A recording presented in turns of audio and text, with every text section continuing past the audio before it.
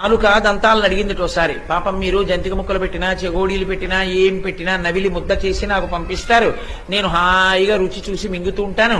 మీరు 32 మంది ఉన్నారు, నేను ఒక్కదాన్ని ఉన్నాను. 32 మంది ఉన్నా మీరు తినకుండా 32 మంది నవిలి నాకే ఇస్తున్నారు. నేను మీకు ఏదైనా ఉపకారం చేద్దాం అనుకుంటున్నాను, ఏం చేయమంటారని అడిగింది. అంటే పళ్ళు అన్నాయి, నువ్వు మాకు చేయగలిగిన ఉపకారం ఒక్కటే, ఎవరిని పడితే వాళ్ళ మీద వదరి మాట్లాడకు. ఎందుకంటే మాట్లాడేది నువ్వు, వాళ్ళు అంటున్నారు నీ పళ్ళు రాలగొడతానంటున్నారు.